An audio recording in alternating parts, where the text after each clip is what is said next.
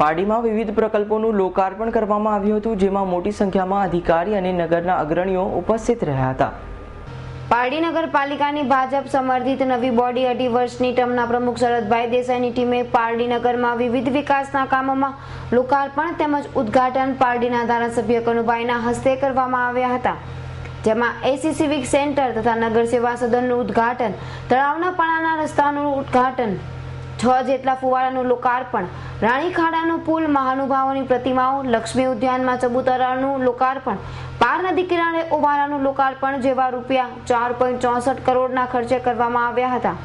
આ પ્રસંગે પારડી નગરપાલિકાના સદસ્યો, નગરના અગ્રણીઓ, પાલિકાના કર્મચારીગણ, કોન્ટ્રાક્ટરો વગેરે હાજર રહ્યા હતા. પાલિકાના કેતન પ્રજાપતિ, અનિતા પટેલ, નિલેશ પટેલ, રતનબેન પટેલ, યોગેશ પટેલ વગેરે હાજર રહ્યા હતા. સૌથી સુંદર વિકાસના કામો થયા હોય તો પારડીના આજ સુધીના ઇતિહાસમાં આ 2.5 વર્ષમાં જેટલા સુંદર કામો થયા છે, જે રીતે ટાઉન હોલનું છે, સ્પોર્ટ્સ કોમ્પ્લેક્સનું છે, જે તળાવનું ડેવલપમેન્ટ થયું છે, જે રસ્તાના કામો થયા છે, જે ભૂગર્ભ ગટરના કામ થયા છે, અનેક કામો થયા છે. અને જ્યારે આ કામોનું પૂર્ણ કક્ષાએ થશે ત્યારે પારડી નગર એક જુદું જ નગર આપણને દેખાશે. જે રીતે ટાઉન હોલની પારડીમાં ખાસ જરૂરિયાત હતી, ટાઉન હોલ પણ સુંદર રીતે આકાર લઈ રહ્યો છે. એટલે આ બધા જે કામો છે અને હવે પછીના 2.5 વર્ષમાં જે કંઈ પણ બાકી ખૂટતી વસ્તુ હશે એ પૂર્ણ કરવામાં આવશે. ભારતીય જનતા પાર્ટીએ મને પ્રમુખ તરીકેની જવાબદારી સોંપી હતી.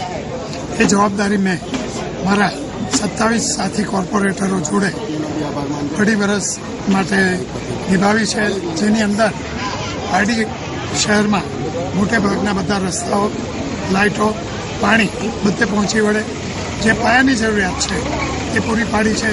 તેમજ ગામમાં જે બહુ જરૂરી એવી ડ્રેનેજ સિસ્ટમ લાવવાની જરૂર હતી એ પણ અમે લઈ આવ્યા છીએ. જીએસપીસીની ગેસ લાઇનનો પ્રોજેક્ટ પણ અમે ગામમાં લઈ આવ્યા છે અને એ રીતે ઘેર ઘેર અમે ગેસ લાઇન બી પહોંચાડી છે.